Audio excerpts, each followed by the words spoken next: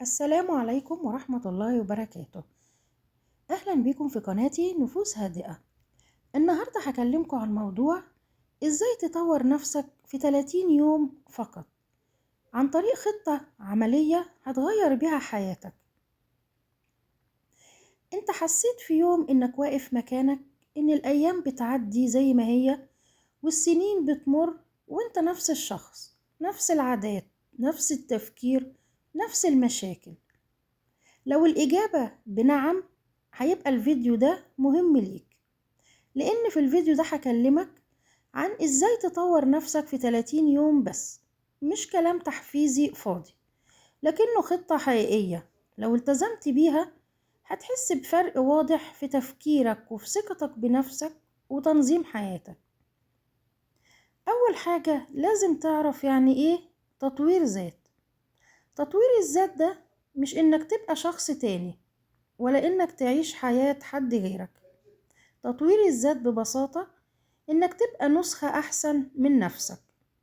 تفكيرك بيكون أوضح، عاداتك بتكون أفضل، ثقتك بنفسك بتقوى، وقتك مستغل بطريقة صح. والمهم كمان تعرف إن التغيير مش بيحصل مرة واحدة، التغيير بيحصل بخطوات صغيرة يوم ورا يوم. هنبدأ الخطة اللي احنا هنحطها عشان نغير ذاتنا خلال 30 يوم. الأسبوع الأول. الأسبوع الأول ده بيعتبر أهم أسبوع لأنه أسبوع تنظيم. هنبدأ فيه اليوم الأول. هسأل نفسي بصدق، أقعد مع نفسي وأسألها: أنا راضي عن حياتي؟ إيه أكتر حاجة مضايقاني؟ نفسي أبقى إيه بعد سنة؟ واكتب كل حاجة. والمهم مكذبش على نفسي، لأن الصدق هو أول خطوة للتغيير. هنيجي لليوم التاني. هنحدد هدف. اختار هدف واحد بس. عايز اطور دراستي، احسن من شخصيتي، عايز انظم وقتي، اقوي علاقتي بربنا. وما تشتتش نفسك. هدف واحد واضح احسن من 10 اهداف وما تكملهمش. هيوصلنا لليوم الثالث، ان تنظيم وقتك. مش معقول انك تطور نفسك وانت بتضيع وقتك كله على الموبايل. اعمل 3 حاجات مهمين. حدد وقت ثابت للنوم والصحيان. قلل السوشيال ميديا شوية. خصص نص ساعة يوميا لنفسك. صدقني ان الوقت هو راس مالك الحقيقي. هنوصل لليوم الرابع. اهتم بنفسك. اهتمامك بنفسك مش أنانية، يعني نام كويس، اشرب مية، حاول تتحرك، مش رياضة عنيفة، المهم انك تبذل مجهود وتتحرك، لأن العقل القوي محتاج جسم مرتاح. اليوم الخامس راقب أفكارك. أي فكرة سلبية تيجي في دماغك اسأل نفسك: ده حقيقي ولا مجرد خوف؟ واستبدل أي فكرة سلبية بفكرة إيجابية. زي مثلا بدل ما أقول لنفسي أنا فاشل، استبدلها بكلمة أنا بتعلم. اليوم السادس. ابعد عن المقارنات. ما تقارنش نفسك بالناس، لأن هتدمر نفسك. كل واحد له طريقته وله ظروفه. قارن نفسك بس بنفسك امبارح. اليوم السابع. هراجع الأسبوع كله وأسأل نفسي: اتعلمت ايه؟ حسيت بتغيير ولو بسيط؟ لو حسيت بتغيير 1% يبقى انت كده على الطريق الصح. هنيجي للأسبوع التاني. هنبني عادات. اليوم الثامن. عادة واحدة بس. هتختار عادة صغيرة، إنك تقرأ 10 دقايق، ذكر يومي، تكتب أفكارك. وافهم إن الاستمرارية أهم من الكمية. المهم إنك تستمر. اليوم التاسع. اتعلم حاجة جديدة.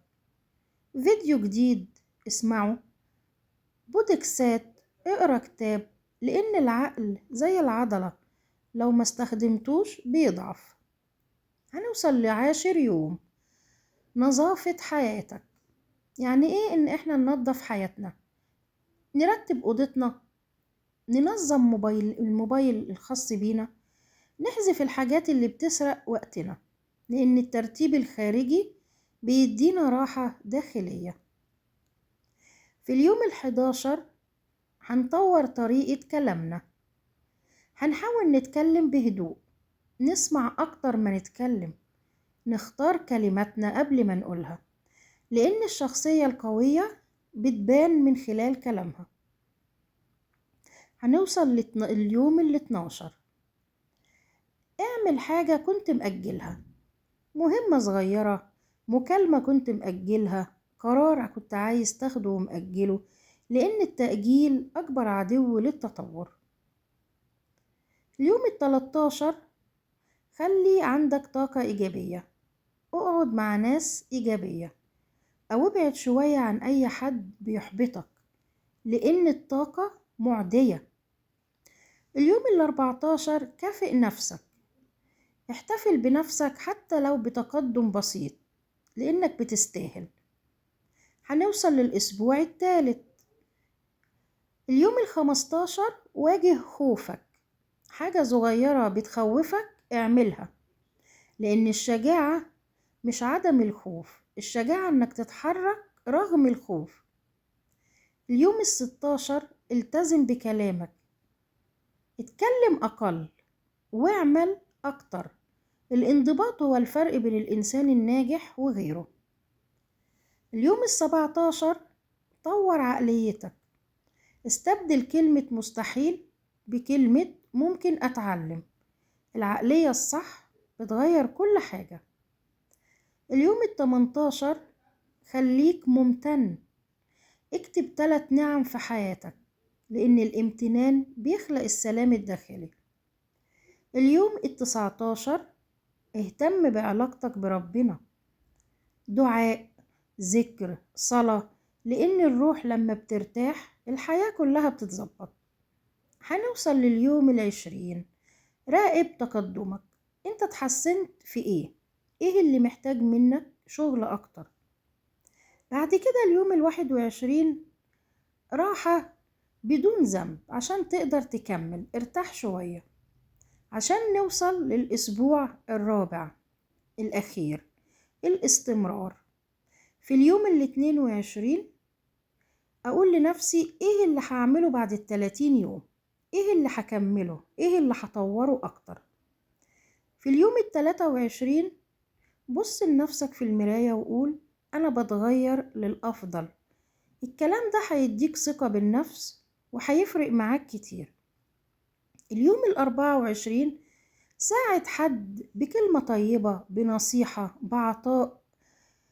اليوم 25 استمر حتى لو حاسس بالملل، كمل. هنوصل لليوم ال26 اتقبل أخطائك، الغلط مش نهاية الطريق، الغلط درس. يوم ال27 طور حلمك، خلي حلمك أكبر شوية.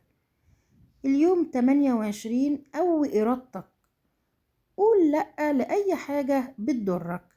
اليوم ال29 افتخر بنفسك لأنك وصلت لهنا وده إنجاز. هنوصل لليوم ال30 إنك كده بدأت بداية جديدة. التطوير مش 30 يوم وخلاص، ده أسلوب حياة. لو التزمت بالخطة دي مش هتبقى شخص تاني، لكن هتبقى أقوى وأهدى وأوضح وأقرب لحلمك. افتكر دايما إن أحسن استثمار في حياتك هو نفسك. لو الفيديو عجبك اعمل لايك واشترك في القناة فضلا وليس أمرا. والسلام عليكم ورحمة الله وبركاته.